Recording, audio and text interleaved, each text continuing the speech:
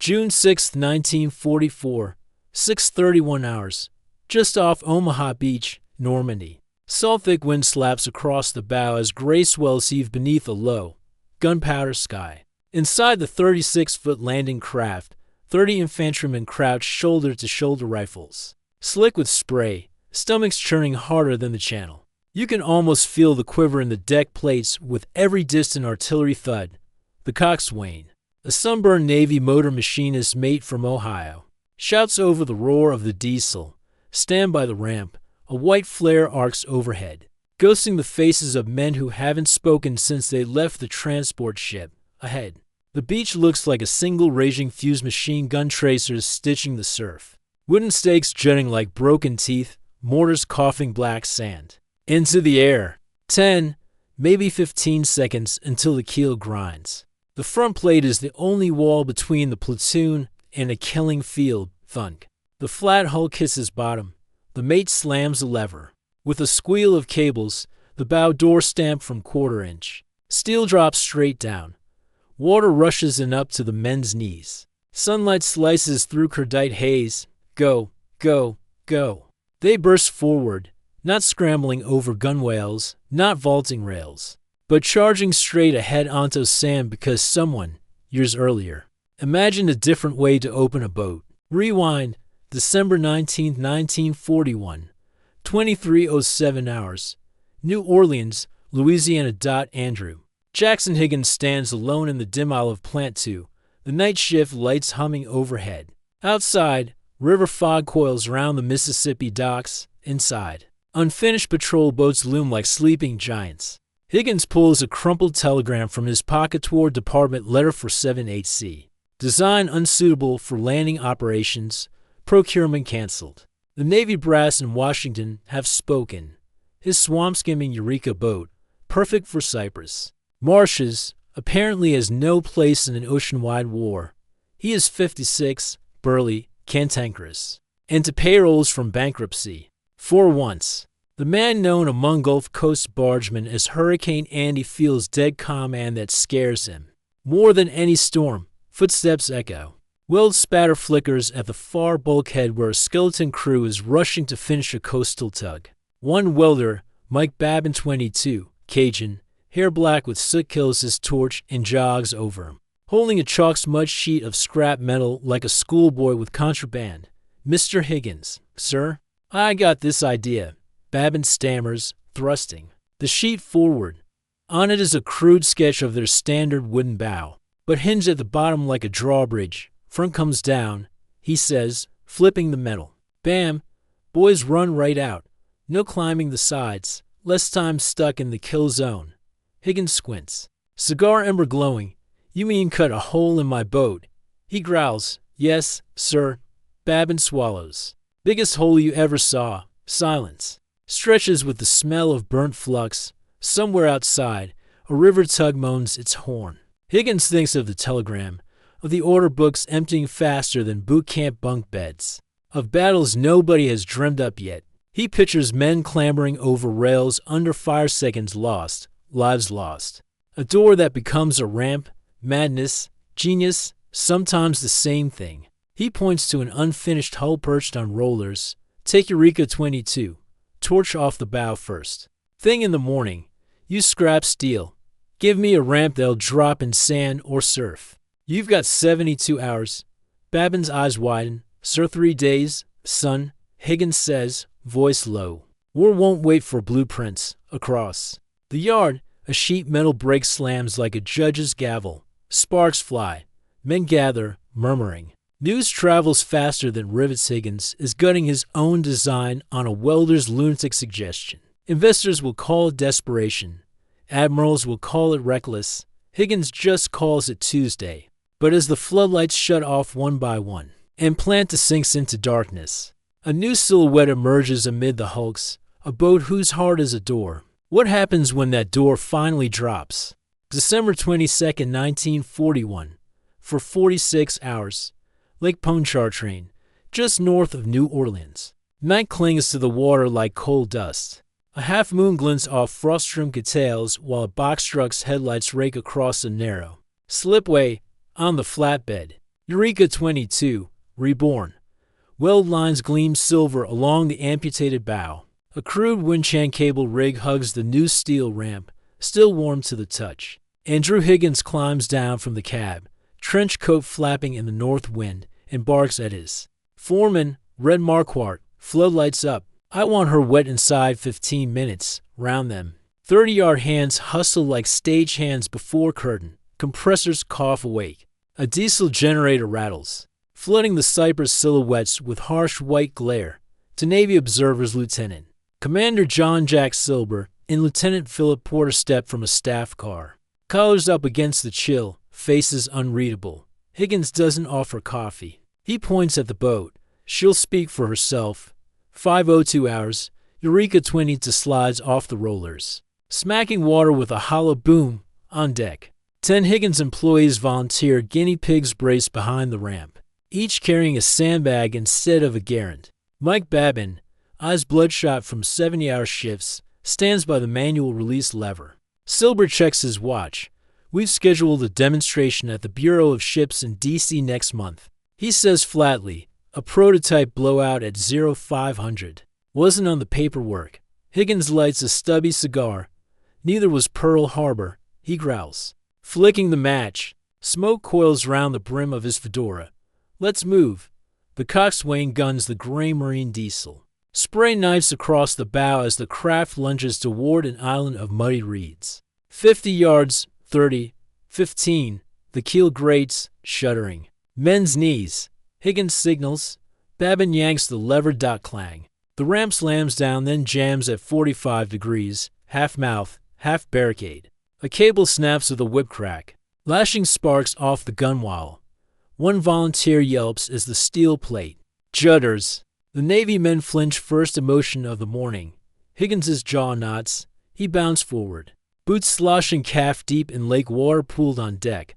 Babin fumbles with a breaker bar. Knuckles skinned raw. Higgins grabs the bar, plants a foot, and heaves. Metal screeches like a wounded thing, then gives. The ramp crashes flat onto sodden earth. Go. He roars. The volunteers leap, splashing into ankle-deep muck, racing up the bank. 10 seconds from impact to full deployment, still faster than a rail scramble, but the hiccup hangs in the air like cordite. Silber scribbles in his notebook. Porter mutters, deck load limited to 2.5 tons, correct? That ramp weight eating payload. Higgins hears every word, replies to neither. December 23rd, 1941, 18:21 hours. Plant to welding bay. The ramp hinge glows orange beneath a shower of sparks. Babin welds a reinforced gusset, sweat steaming off his neck despite the winter draft. Higgins paces, cigar ember sawing arcs in darkness, cables the wrong spec. Babin says without looking up, need a 3/4-inch plow steel, not the 5/8 you found. Truck from Memphis arrives at dawn. Higgins snaps. We swap it.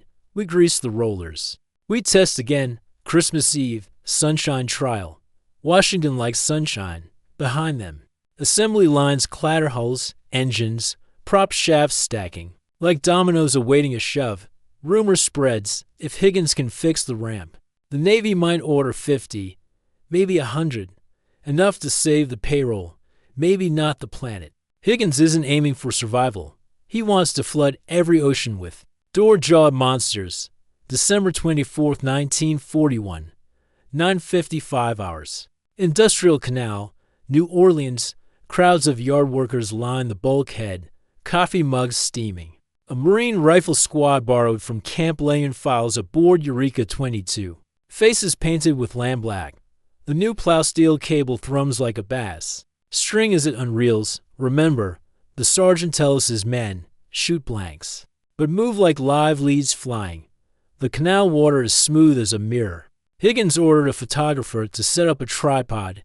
He wants proof on cellulose for the skeptics in DC engine throttles. Wake fans behind the transom as the craft surges toward a gravel berm. Impact. The hull rides up. Sticks. Babin throws the lever. The ramp drops dead smooth, no squeal, no jam. Marines explode forward into files, mud splashing their leggings. 8 seconds from touchdown to first boots on enemy ground. Silber checks his stopwatch, whistles. Higgins exhales a plume of smoke that could choke a destroyer. He turns to Silber. Get that to Admiral Robinson. Tell him every beachhead he's ever imagined just moved 10 seconds closer. Silber closes his watch with a click. Mr. Higgins, the Bureau will want production numbers. How many of these can you build in a month? Higgins's gaze roams the skyline of New Orleans ship cranes against church steeples. River haze gleaming over all the roofs. He knows his plans are already stuffed bow to stern with wooden tugs. BT boats, mock-ups for coastal patrols, lumbers. Rationed, steel's scarce, labor's half-trained. The question is ridiculous. So he grins. As many as it takes. New Year's Day, 1942. 1340 hours. Washington Navy Yard. Admiral Samuel M. Robinson, Chief of the Bureau of Ships, lifts the black and white print from Silber's folder. Grainy, but clear, a narrow-beam craft, yawning steel maw, marines sprinting through spray. Under the photo, Silber's precise handwriting, ramp deployment, 8.0 seconds, Robinson's eyes narrow. Eisenhower's already screaming for something. Like this for Torch. Can the Higgins outfit scale? Silber hesitates. Sir.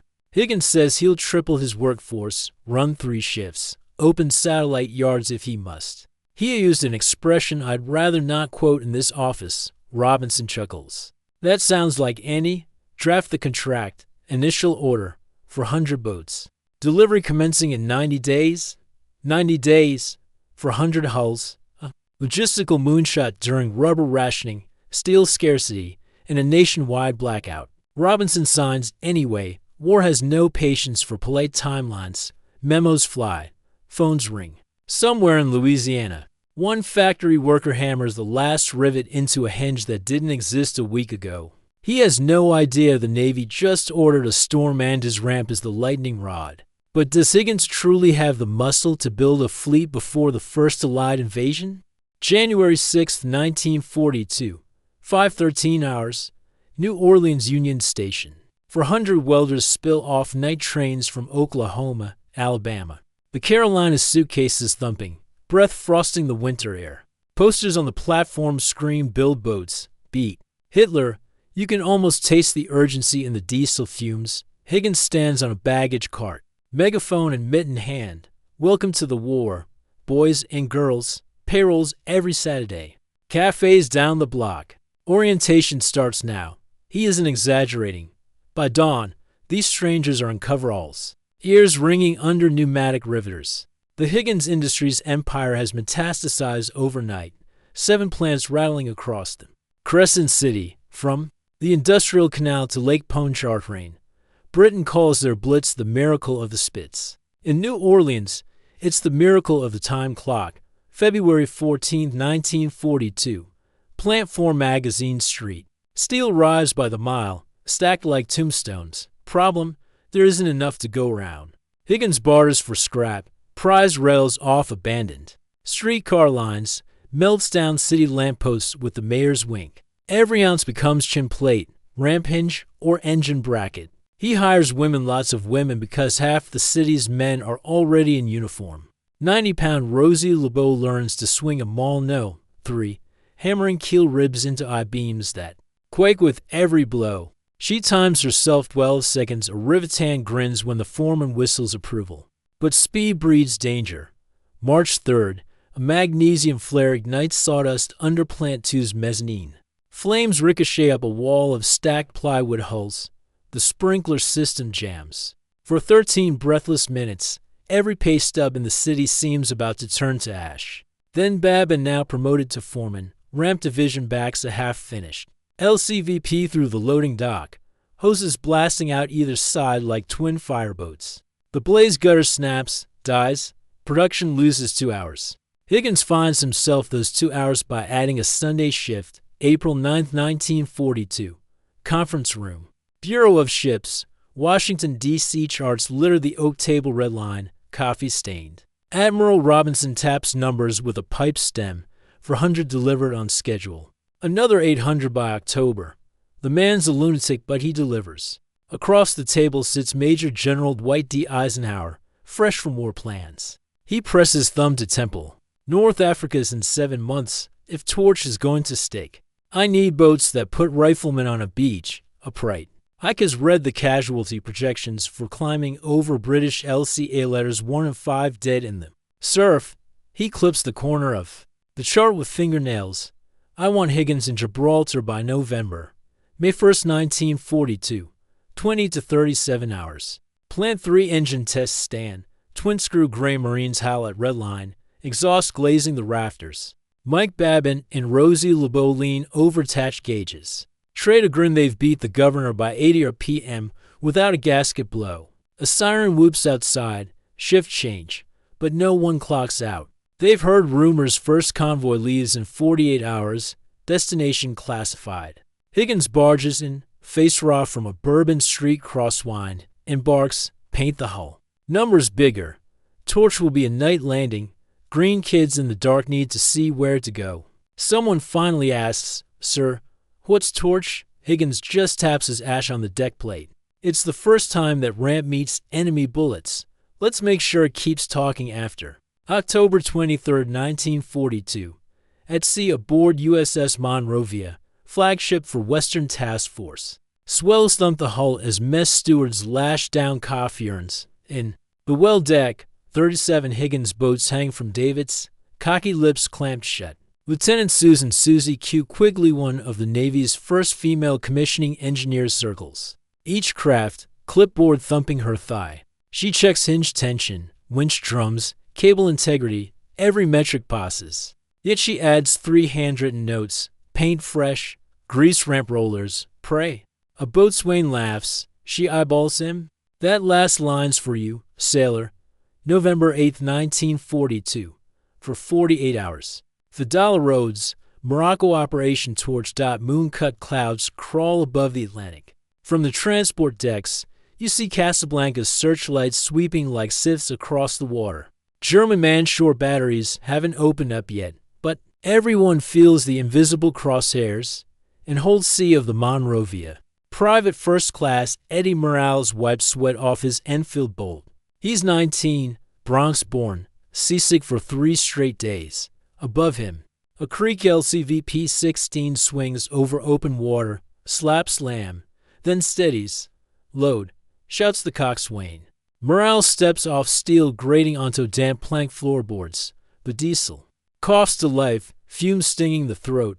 36 men jam shoulder to packboard. Someone vomits, no one moves. The boat drops, hits water with a belly smack that rattles teeth. 5 more craft splash down in sequence, phosphorescence tracing. Their wakes like comet tails. They form up, bows pointed at a shore dim as gunmetal, and gun throttles. Salt spray blinds, engine roar drowns command nets. 10 minutes feels like 10 heartbeats. Then flash, a shore battery erupts. A geyser plumes 50 yards off port. Shrapnel pings the ramp but fails to pierce. Morales ducks, smashes helmet.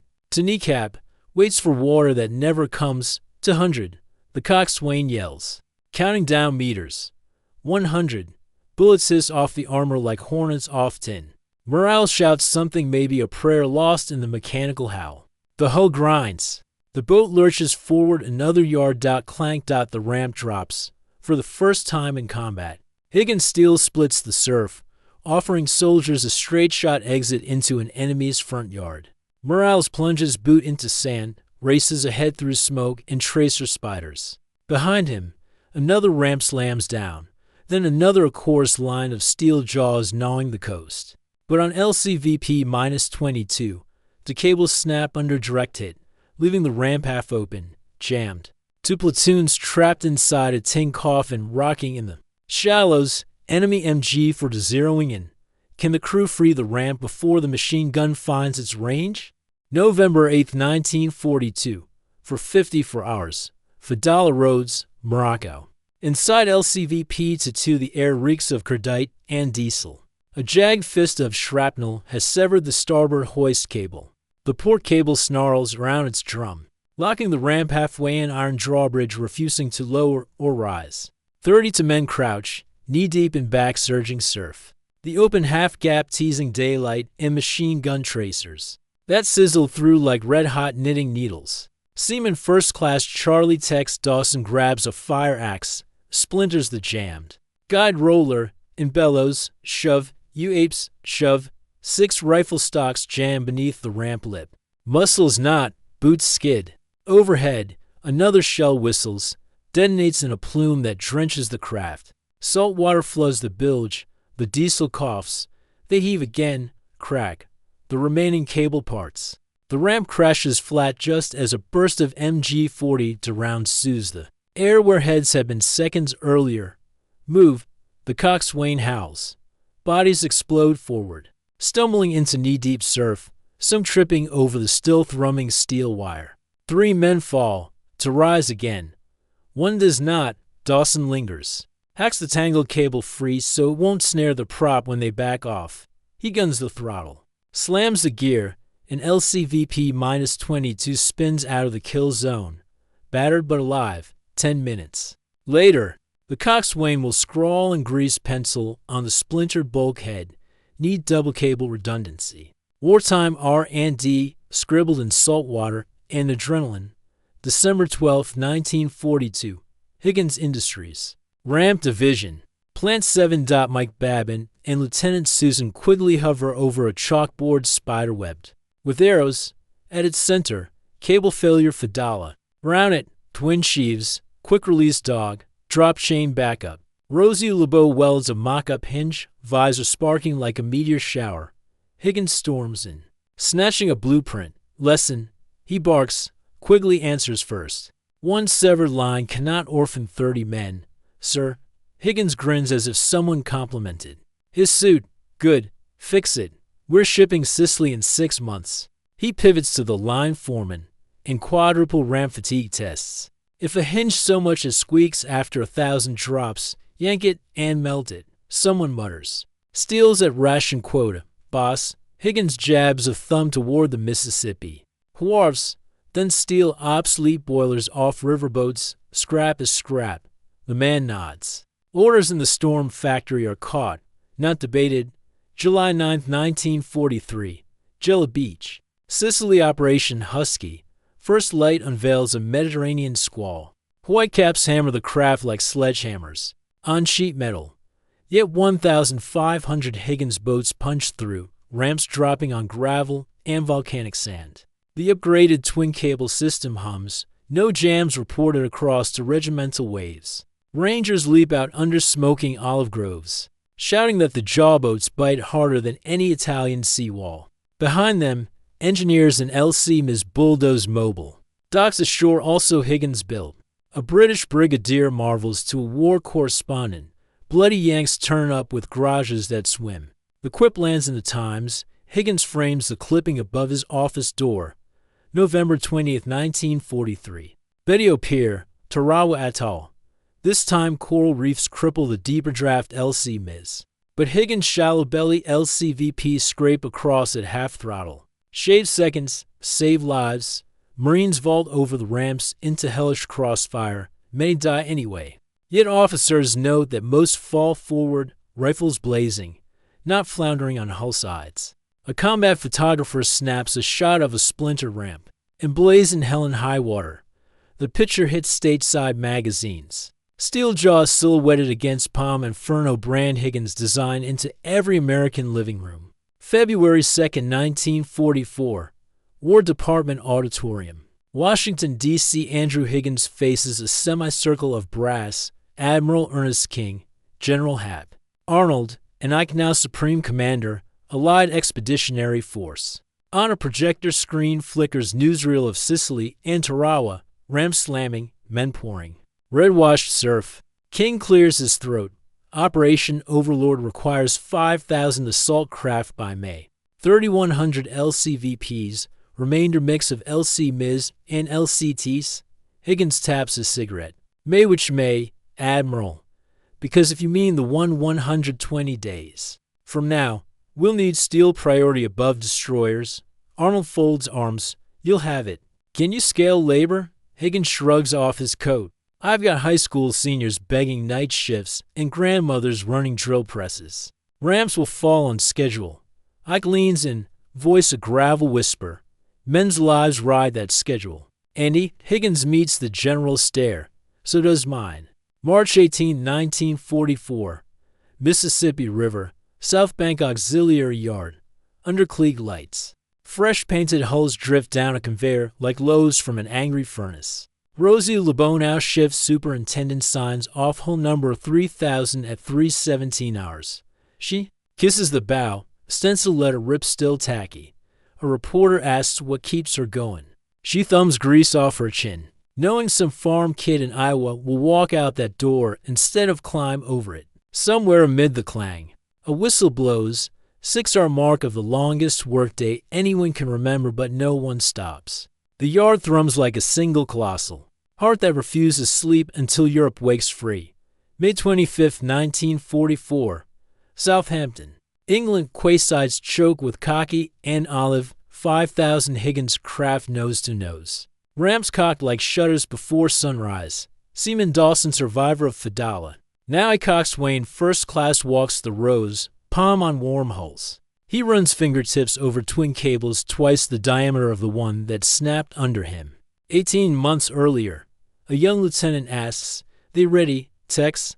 Dawson half smiles. They've been ready since some crazy Cajun welded a door on a swamp boat. Offshore, an armada waits, bigger than history has vocabulary for. Yet every grand strategy funnels down to 2 pulleys, a hinge, and 8 seconds of gravity. But can those jaws bite through Atlantic wall fortifications under unparalleled? Fire on a place codenamed Omaha? June 6, 1944, 6:29 hours. Transport area O, 12 kilometers off the Normandy coastline. A low, metallic dawn oozes across the channel, tinting every gray surface the color of chilled iron. From the deck of the attack transport USS Samuel Chase, a battalion's worth of Higgins boats hangs like fruit in a storm orchard. Cables creaking under the strain of their own anticipation. A bosun's whistle shrieks. Winch breaks hiss. LCVP 13-1 drops. Hits the water with a flat WHUMP that shudders through the hull and up into the kneecaps of the 30 soldiers already packed inside. Coxswain Charlie Tex Dawson Fedala veteran. Cigarette stub clamped between teeth spins. The wheel hard port, forming into a column of bobbing steel jaws. Twin ramp cables twang like guitar strings in the spray. Every vibration tells him they're still holding. He trusts them as much as he trusts the M1 slung on the nearest private's shoulder, which is to say, with his life, ramp pins, double check. Dawson barks. A deckhand pats the quick-release dogs. Then flashes a thumbs up. No jams today. Wave. Top slap the bow, spitting brine into the troop compartment. Staff Sergeant Earl Whitaker wipes his goggles and peers over the ramp stop edge. All he sees is a smudge of land under drifting smoke. No landmark, no welcome mat. Just France daring him to arrive on time. 6:37 hours. With a roar, the column throttles up. Crossing the line of departure feels like stepping through a glass wall. On this side, nerves. On the far side, mathematics distance over speed before German gunners solve for X. Every Higgins boat zigzags to dodge predicted mortar arcs. Bows punching holes into the slate green chop.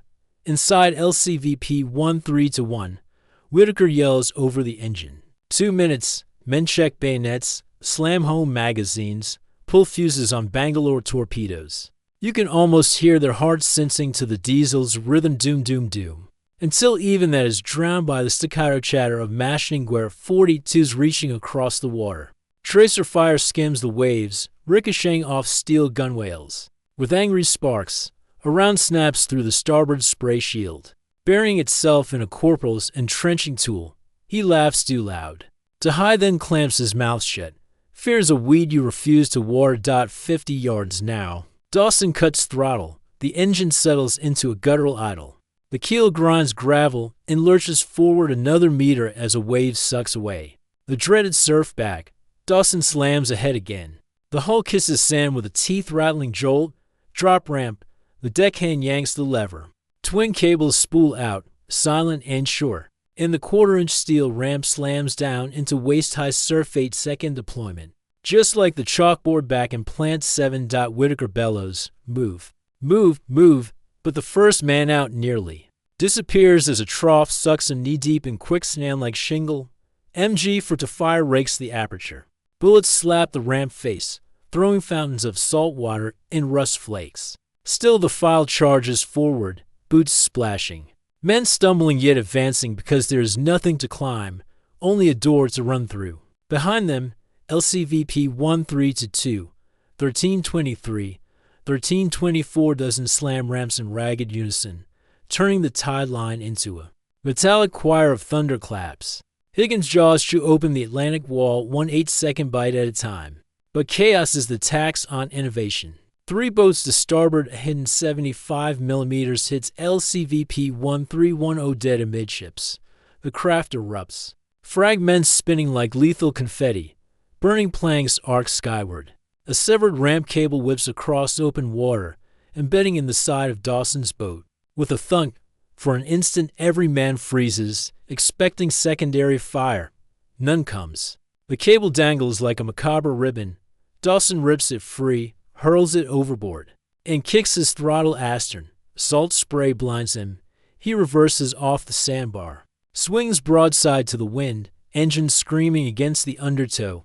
In the troop compartment only a half-dozen men remain, wounded pulled from the surf, one screaming for a medic, another staring dumbly at a hole in his sleeve where his arm used to be. Dawson guns the engines toward the rescue lane. A shell detonates off the stern. Shrapnel peppers the transom, but the gray marine block clatters on, defiant. Dawson glances at the ramp pitted, smoking, but still hinged, still whole. Good steel. He thinks. By a dashboard dot back on the beach, Whitaker's men crawl past Belgian gates and hedgehogs. Bangalore fuses hissing under barbed wire. Every few seconds a ramp drops behind them, adding fresh waves of humanity to the impossible slope. The beach isn't a batwar, but the flow is relentless. No one climbs, everyone runs. The difference is measured in seconds and in lives. Hours later, when higher-ups sift the carnage for lessons, they'll note that units landing from Higgins' boats kept cohesion better than those forced to scale. The bows of British LCA letters, they'll carve that observation into after-action reports that end up on Eisenhower's desk. But right now Whitaker only cares about the seawall 10 yards ahead. And the demolition pack humming against his chest, he reaches the wire, slams a Bangalore segment home, twists the primer. Fire in the hole. The blast punches skyward, clearing a 5-foot gap that swallows smoke and daylight in the same breath. He lunges through, dragging two riflemen with him, and the dry cough of German MGs suddenly sounds closer than his own heartbeat. Behind the seawall, an untouched trench network sprawls hundreds of yards of twist and concrete. Whitaker taps his last grenade.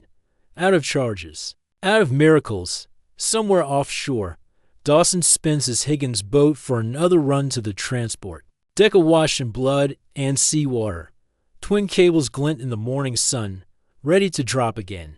But on Omaha's high ground, engineers report tank. Obstacles the size of small houses. No ramp can land armor here unless Higgins has yet another impossible trick waiting in the wings. Will steel jaws be enough to feed Shermans to the fight before nightfall? June 6, 1944, 13:12 hours. Off Vierville Draw, Omaha Beach. An incoming tide fingers the wreckage, lifting spent brass and splintered hull planks as though the sea itself is sifting for survivors. Out past the surf line, 3 squat silhouettes loiter against the Hayes Higgins-built LCM-3S, each one a blunt-nosed bruiser 49 feet long. 40 feet of it crammed with raw horsepower and deck space wide enough for a 33-ton Sherman. Their ramps are double-width, triple-hinged, and braced to carry a rolling wall of steel. On LCM 704, Coxswain Red Marquardt, once a foreman at Plant to peers through salt-streaked binoculars. At the beachhead chaos, the radio crackles. Obstacle gap at Fox Green unconfirmed. Tanks needed at Dog White. Priority 1. Red thumbs the Mick. Roger, priority approach in 1. He glances aft. There she sits. Lucky strike. An M4A1 Sherman, sand-painted and dripping condensation. Crew hunkered on the turret deck, smoke ration cigarettes, trying not to meet each other's eyes. The driver, Corporal Ida Falcone Bronx mechanic turned tanker keeps her boot on the starter switch. Engine rumbling like a caged bear, red. Lines them up on a narrow breach just blasted by Bangalore. In Bangalore alone, the engineers never got the demolition charges to the Belgian gates beyond. Unearthed hedgehogs tilt like toppled chessmen. Teller mines gleam on stumps of rebar. The gap is barely 12 feet. Red's ramp is 10.5. Margin for error? To swings of a shovel. He heels the throttles. Twin gray Marines howl to life. Screws biting the chop. The LCM's boxy hull slams forward, spray drenching the wheelhouse windows. Waterfins shriek overhead. One lands short, tossing a green geyser AST or N.50 meters. 40. 30. Red yells aft. Falcone first gear. Eyes sharp. She nods. Goggles fog with seawater. Thunk. The hull kisses sandbar, rides up, sticks. Red flicks the red release lever, double-rated quarter-inch cable screams out. The ramp slams down, wedging hard against submerged shingle. Go. The Sherman lurches, treads clacking onto steel. You can almost feel the LCM sigh as 20 tons shift forward. Wind bullnose beams groan. Then Lucky Strike noses over the lip, crashes into waist-deep surf. Engine roaring as it claws for traction on riprap and mine-scarred shell. Bow waves fan to either side, drowning concertina wire. A German 75mm turns, spits. The shell hammers sand 2 yards left of the tank. Shrapnel spatters off its glacis like hail on a church roof. Red backs the empty LCM off. Prop shaft churning mud. His deckhands already yank tangled wire away, prepping the ramp for round 2. He's run this carousel on bayou test ranges 100 times, but never with the channel air tasting like burnt cordite and fear. Lucky Strike clears the waterline, angles its turret, and fires point blank into a pillbox that's pinned to rifle companies since dawn. The concrete cracks, flamethrowers siphon, and suddenly there's a breach big enough for boots, bullets, and prayer. On the command net, the captain barks. Tanks have broke the wall, pushed the gap. 8 more LCMs churn forward, each bearing a Sherman or Priest or Dozer with blade lower. 20 yards offshore. Dawson circles LCVP 13-1 for yet another run of wounded evacuation. Through the wheelhouse glass, he sees the first Sherman bursting through German wire like a locomotive. Through paper. His ramp, meant for men, now shares the stage with Iron Giant Sand. For a fleeting heartbeat, he wonders if Babin's crazy door has birthed a whole new species of warfare. 1847 hours. Omaha Plateau. Whitaker limps in the lee of Lucky Strikes. Smoking hull. Beyond, the high bluffs finally crawl with green fatigues instead of gray fell growl. The cost has been monstrous, but the gate is open. And every gate, he realizes, started as a hinge and to cables in a Louisiana swamp shop. That night, on the Samuel Chase, an exhausted beach master radios Naval Command recommend immediate priority shipment of additional LCMs, ramps, and tanks. Decisive. In Chilton Foley at Park across the channel, Andrew Higgins listens on a field receiver, scribbling notes under a kerosene lamp. One sentence: armor delivery ramps at Aquila Pacific. Because while Europe's gates crack, another storm front gathers 12,000 miles away across reefs sharper than Sicilian lava, and under skies ruled by kamikaze fire. Next stop, Iwo Jima. Can the steel jaws that chewed through Normandy survive black sand volcanoes and suicide dives? Or has Higgins engineered a machine even Pacific hellfire can't shut? February 19, 1945, 6:13 hours. Off the southeast shoulder of Iwo Jima. Dawn is a copper knife slitting a sky of gunsmoke. 16 square kilometers of volcanic rock squats on the western horizon, crowned by the brooding cone of Mount Suribachi. The sea smells burnt like someone boiled asphalt and sulfur together, because the Navy's preliminary bombardment has pounded this place for 72 straight hours, turning jungle gullies into steaming glass. Yet every spotter plane swears the island still breathes fire. And transport area Baker. Deck cranes groan as new model Higgins LCVP are boats reinforced for reef strikes. Coated with anti-spall liner kiss the water. Their ramps were bolted applique plates that look almost medieval. studded with dents from live fire tests back in Pearl. Mike Babin, now chief inspector, insisted Pacific Sand rifles shard straight through unarmored steel, so they doubled. The bowskins and sleeved the cables with quenched nickel chainmail. One of those boats, LCVP 3891. Bobs and blacks well as thick as molasses. Coxswain Rosie LeBeau yellow Mae West cinched over a flame-retardant jacket keys the intercom. 30 seconds.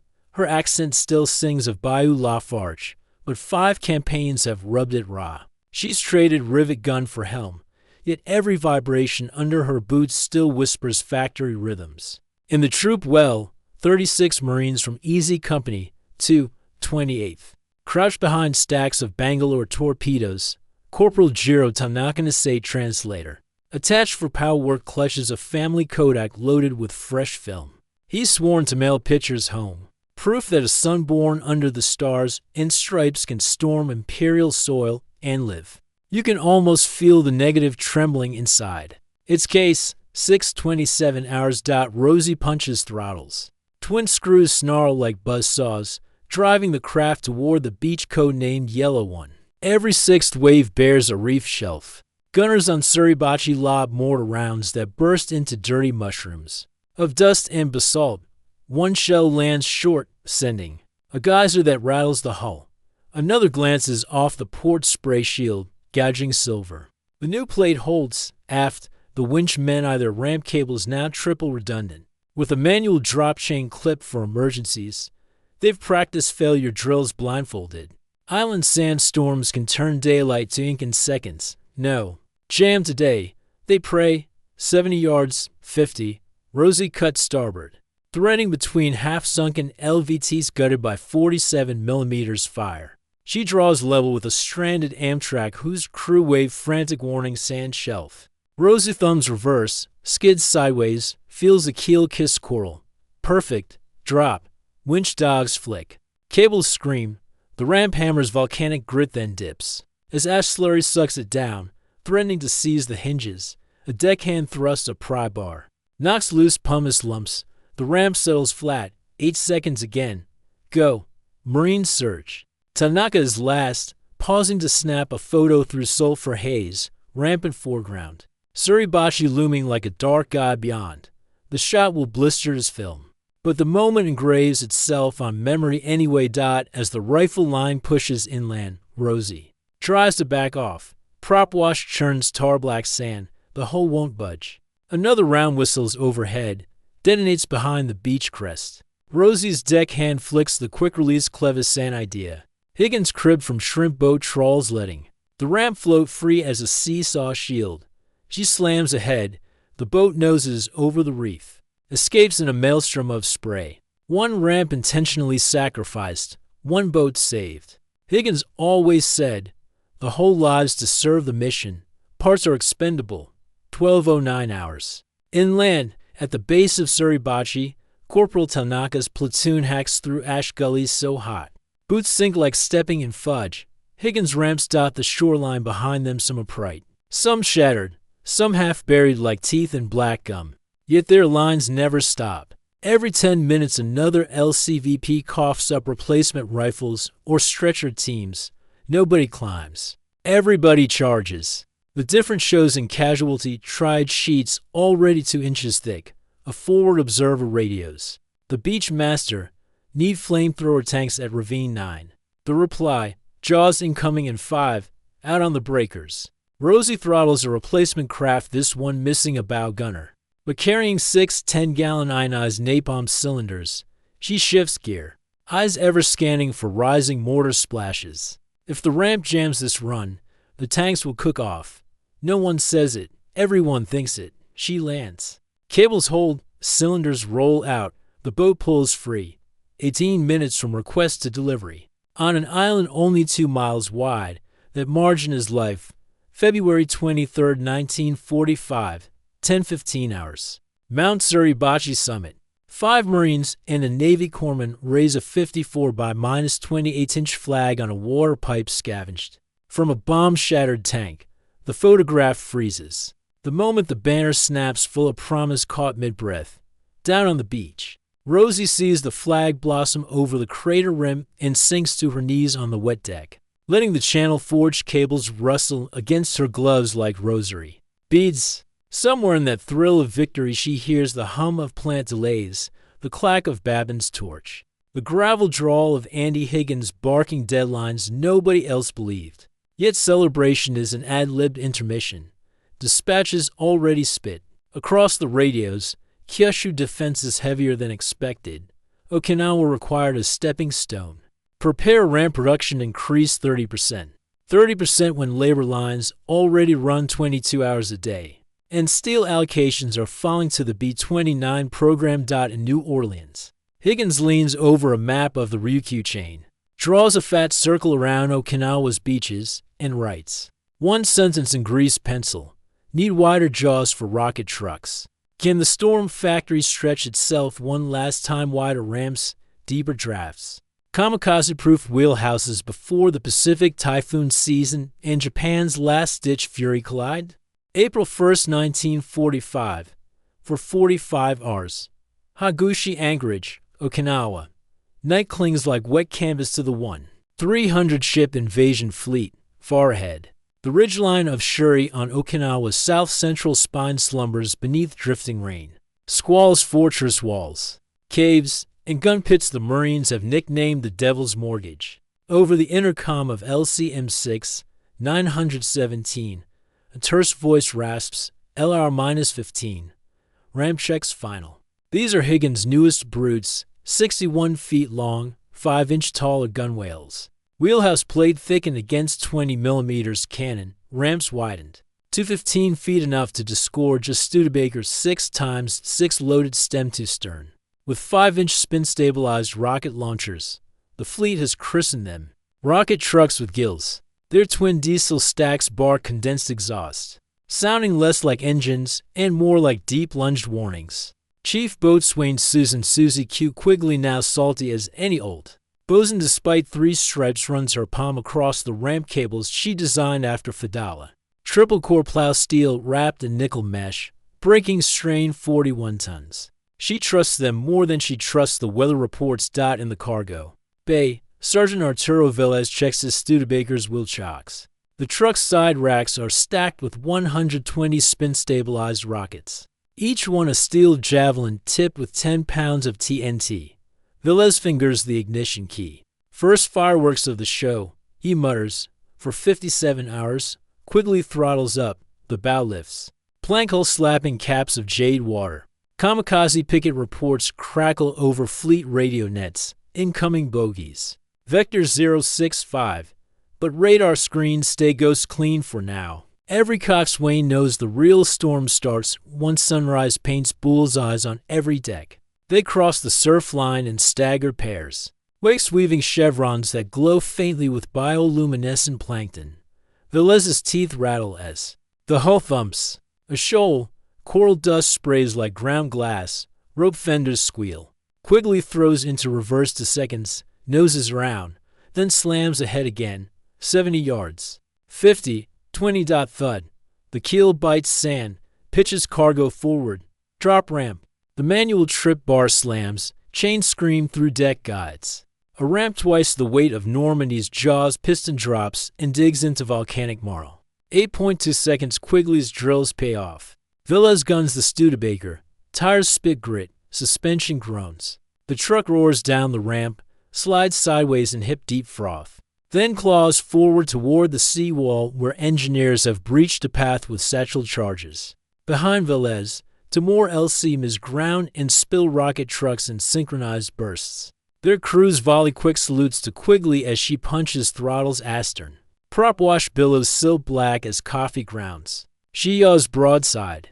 Motors out to her assigned circle to await reload pallets, a ballet of steel jaws opening and closing like feeding leviathans. 6:02 hours. The first kamikaze wave screams, and at 30 feet above the foam, a Zero plunges toward the reload anchorage, engine wailing outright suicide. Twin 40mm pom-poms on the destroyer USS Colquhoun spit glowing strings. The Zero slews. Clips a David, cartwheels into the sea, but its starboard wing shears off, spinning like a cleaver toward Quigley's LCM. It sits the port bow, slicing a 2-foot gash before vanishing beneath the swell. Alarms flare. A deckhand shouts, "We're shipping." Quigley dives below, eyeballs the breach just above the waterline. She slaps an emergency collision mat against the wound and dogs it tight. Not pretty, but it holds. Then she scrambles topside in time to see Velez's rocket truck crest the seawall, and slam breaks 5 yards short of a dug-in 75mm gun. Marines yank lanyards. 100 flaming arrows arc skyward, hiss downward, bloom into orange geysers. That rakes Shuri's forward trenches. Hillside flak goes quiet 30 seconds of unnatural hush. The radio crackles, rocket effectiveness high. Send next wave now. Quigley spits brine. Throttles forward. Her engines protest smeared. With bits of coral, but they answer. Another Higgins mouth heading back for seconds. 10:38 hours. Western Hagushi Beach for round-trip runs, and the sun now bakes black rubber soles. Until they stink. A kamikaze's near miss has torn the starboard ramp cable on LCM 931. Crew chief Lenny Brooks rigs the drop chain back up in 14 seconds flat, proving Babin's redundancy sketch wasn't just doodle bravado. To other Higgins boats stagger in with wheelhouses peppered by 13mm slugs, glass shattered. Helmsmen faces stitched but alive. Steel bows them back out. Ramps don't jam. Cargo keeps landing. Fleet engineers begin tallying numbers. By mid-afternoon, 92% of heavy calendar rockets delivered. 68% of medium tanks ashore despite 186 suicide sorties. In a sea state rougher than Normandy's, a British liaison notes dryly, Yanks have fitted gaping maws to their boats. They merely swallow the Pacific and spit soldiers. But attrition tallies too. Quigley's starboard engine hiccups. Fuel pump winds a piece of zero wing wedged in the intake grill. She can limp but not sprint. Okinawa is a 100-day grind. A limping boat is dead weight. Command orders her to the salvage pool tomorrow. Maybe scrap for parts. That night, aboard the repair barge ATR-29. Welders stitch patches under floodlights as kamikaze flares burn crimson on the horizon. Quigley sits on a coil of hawser, staring at the half-folded ramp of her wounded craft. She runs fingers across its beaten face gouges, burn marks. Fresh weld beads like a doctor reading braille and scar tissue. What next? The yard chief asks. She hears Higgins' voice in memory. Next? We keep the door open. She tilts her cap back. Next is whatever beach brass orders. Then we find a way to roll wheels through that order. Orders will soon read Kyushu. Rumors swirl of a weapon in the desert that could end the war before another door drops. But rumors don't win unless steel buys the time. If Operation Downfall calls, can Higgins storm factory, bleeding workforce, and material? Swing one more impossible production arcor as the hinge finally worn to cracking. July 16, 1945, 5:29 Mountain War Time, Jornada del Muerto, New Mexico. A desert night still hums with crickets when the horizon suddenly ignites first a pearl, then a sun, then a bruised, boiling fist hurtling skyward. 50 miles away, steel. Cables on an improvised observation tower sing like struck piano wire. Even there you feel the shockwave push your ribs apart, taste sand whipped into your teeth. Some witnesses fall silent, some laugh, a few mutter psalms they have forgot. The code name is Trinity, but no one here pretends it's holy. 8 hours later, teletype in Washington spits a single cryptic line to Chief of Naval Operations, event accomplished. Dissatisfactorily. Below that, a planner scrawls in pencil, if ready by November, estimate cuts downfall shipping by 40%. July 18, 1945, Higgins Industries, Canal Street, New Orleans. Andrew Higgins stands in a muggy drafting loft flanked by blueprints for an expanded LSMR landing ship medium rocket, a 750-ton Leviathan with a ramtall, enough to swallow a locomotive. War Department telegrams demand 1,800 of them before spring. His pencil hovers like a sword over the cost column, $80 to $1 million. Give or take the steel no one can find, sweat beads on the paper. Smears graphite. A young Navy liaison delivers the Bare bones results from New Mexico. Sir, the bomb may cancel or curtail downfall. Decision in weeks. Higgins squints, cigar ember glowing. Weeks, he repeats, as though tasting a spoiled fruit. He looks back at the line of zeros on the cost sheet. Men still bleed in Cebu and Borneo today. He snaps the pencil. Keep the lines hot. August 5, 1945. Yokohama Harbor Defense. Japan, searchlight crews scan empty skies, expecting B-29s and finding none. Over the water drifts the faint thump of Allied rockets. From Okinawa, shards of Higgins boats litter those reefs like aluminum lilies. Yet for the first time in months, dawn arrives almost quiet. August 6, 1945, 20 to 15 hours. Plant 2, night shift. Mike. Babin welds a prototype hinge rated for 45 tons when the yard loudspeaker cracks with static. A foreman's voice quivering between triumph and disbelief announces a single line. Nagasaki, no. H. Hiroshima destroyed by new weapon. War may end any day. Gas torches gutter, 100 helmets lift. For a heartbeat the clamor dies, smothered by a silence so sudden you hear cooling steel ping. Babin's mask hangs loose. He remembers Fidala's snapped cable. Remembers Rosie bracing that collision mat at Okinawa. Remembers every man or woman who never came back to sign shore leave chits. He wipes sweat and slag off his brow, but the grit on his palms feels different tonight, like the last page of a chapter. Across the yard, Rosie Lebeau stateside on medical leave after engine damage. Left shrapnel in her thigh lets the news roll through her like a breaker, then limps back to her clipboard. Ramps tomorrow as scheduled. Until a general stands in this shed and says stop, doors keep opening. August 14, 1945. 17:02 hours. Andrew Higgins' office overlooking the Mississippi. Fire sirens in downtown New Orleans wail not warning, but celebration. Church bells riot. Automobile horns bleat in discordant hallelujah. Japan has accepted terms. VJ Day. Higgins stares from his window at crews climbing atop half-finished hulls, waving acetylene torches like 4th of July sparklers. He should be exultant orders fulfilled. Victory secured, but a ledger on his desk lists 13,128 LCVPs built, 1,500 LC MIS, 148 LS MIS, plus patrol craft, rescue skimmers, crash boats. Next to each line a smaller column, lost, damaged beyond repair, missing with all hands. He rips the sheet free, folds it, drops it in the bottom drawer, and locks it. A knock. Lieutenant General Dwight D. Eisenhower 2 days in town for inspection. Tor steps in without waiting. He scans the raucous yard below, then looks at Higgins. Andy, he says, voice hoarse from speeches. I said it once to a reporter, and I'll say it to you, I could have lost this war without the airplane. Maybe even without the Jeep, but not without your boat. Higgins exhales a breath that feels 5 years overdue. Hell, Ike, it was just a door. Eisenhower chuckles.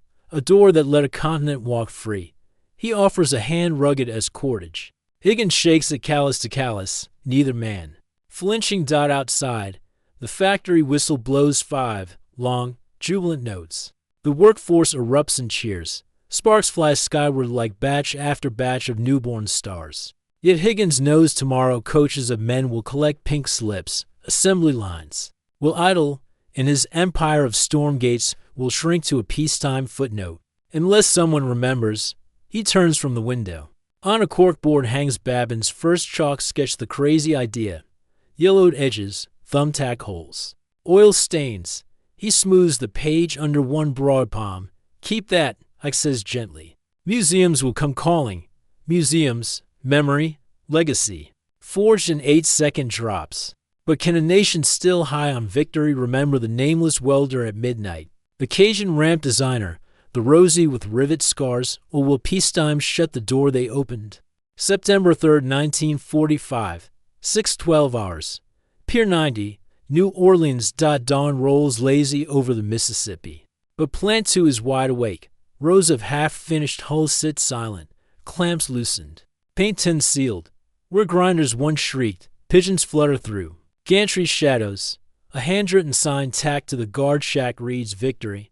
Clock out, go home. Workers mill outside the gate clutching toolboxes and last week's pay envelopes, wondering what to do with hands that only understand steel. You can almost hear the echo of rivet guns still ringing in their palms. Inside the yard office, Rosie LeBeau prints 3 words on a chalkboard: thank you all, then steps back. Catches a reflection in the dusty glass, a limp, a scar over one brow, but eyes that survived Omaha surf and kamikaze wind. Mike Babin appears, toolbox in hand, and taps the chalk tray. Door's still yours, Rose, he says. She smiles, flips the light, and they walk out together, 2 welders turn coxswains, turn ghosts of a storm that's finally blown past. October 10th, 1945. Washington, D.C., White House lawn. Under a pale autumn sky, President Truman pins the Medal of Merit to Andrew Jackson Higgins' lapel. Reporters crowd the rope line, flashbulbs exploding like miniature artillery. Truman reads the citation for extraordinary ingenuity, production, and indomitable spirit. Higgins shifts, uncomfortable in a new suit that feels tighter than any welding jacket. Afterward, a correspondent asks, Mr. Higgins, how will he top boat that won the war? He grins around an unlit cigar. Build a better one before the next fool starts another. The quote nails headlines coast to coast, but Higgins's mind is already back in the bayou, tallying which suppliers can pivot to shrimp trawlers, which women machinists might join a post-war college program he's sketching on scrap paper. August 4th, 1946, Green Lawn Cemetery, Tarawa Atoll. A Marine Honor Guard raises a small bronze plaque beside a weather-stained Higgins ramp, half buried in coral. The inscription reads, First Step to Victory. The 20th of November, 1943. Sergeant Eddie Morales, now 23. Cane tapping volcanic gravel, runs fingers along rusted steel. He hears again the ramp clanging down, the surf, the MG-40 to hiss. He leaves. A pair of dog tags and a folded letter for a corporal who never made the sand. Then he trudges back toward a charter plane that will carry veterans to reunions and places no travel guide ever dreamed. If you were there, you might notice how every breaker that curls across the ramp's torn lip sounds like breath drawn through a throat still living, still speaking. August 1st, 1952. Turo Infirmary, New Orleans, 20 to 08 hours. After months fighting heart disease tougher than any Navy contract, Andrew Higgins exhales his last. A nurse later swears his final words were, Don't let M climb. The newspapers run eulogies. Eisenhower, campaigning for the presidency, cables a tribute, the ramp you gave us opened the road to freedom. Plant whistles moan in a 5-blast salute for 1 minute. Every street around the industrial canal stands silent except for cicadas. Babin and LeBeau help bear the casket mahogany, but inside lies the same stubborn bio captain who once told a Cajun kid to torch off my bow. They place a miniature replica ramp atop the flowers. It's a working hinge. It drops as the coffin lowers, steel against silence. June 6, 1960. Chenot High School gym. Lake Charles, Louisiana. A history teacher wheels in a dented LCVP ramp, salvaged from scrapyard oblivion. She lets it crash to the hardwood floor clang, and the echoes jolt teenage daydreamers upright. That sound, she says, is the hinge that opened Europe. She invites students to walk across, feel the tar gouges, the bullet pits. One kid, freckled, skittish, runs a hand over the torn edge and suddenly asks where soldiers put their feet. In showing him, she plants the seed for a roadside museum that, decades later, will grow into the National WWI Museum built, naturally, on Higgins Drive, New Orleans, June 6, 2000. Andrew Jackson Higgins National WWI Museum Opening Day. Veterans in khaki caps line the catwalk, overlooking a restored LCVP. Hull number 0015-384. The ramp drops on cue. Speakers pump surf noise. Spotlights flicker like muzzle flashes. Seaman Charlie texts Dawson, now 80. Voice gravel thick grips the rail, tears cutting trenches down leathery cheeks. Next to him, a third grader stares wide-eyed. You ever ride one? The boy asks. Son, Dawson rasps. I drove him. Was it scary? He almost laughs. It was a door between you and dead. But long as it opened, you had a chance. He pats the railing. Remember that. Someone built your chance before you even knew you needed it. Today, maybe you stand on Omaha's gray sand, or in a museum hangar where salt still ghosts the planks, and you hear the echo of steel dropping a sound older than your own heartbeat. But strangely inside it, you imagine 30 faces crouched. In the gloom, engines growling behind them, surf hissing ahead, for 8 eternal seconds. The world balances on a hinge nobody else believed in, until one welder sketched a crazy idea at midnight, and a stubborn factory boss said, "Build it anyway." The ramp slams down, air rushes in, history charges forward, and the door once open never truly closes.